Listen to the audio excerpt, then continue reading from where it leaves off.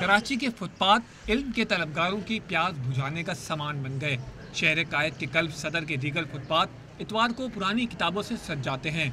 Novel, शायरी, निसाब की किताबें और बच्चों की कहानियों के साथ गैर मुल्की बेस्ट सेलर सब कुछ मिलता है और सस्ते दाम मिलता है।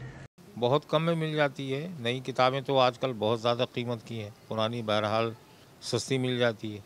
400 रुपये की किताब 100 में 200 में, तो यही फ़ायदा है।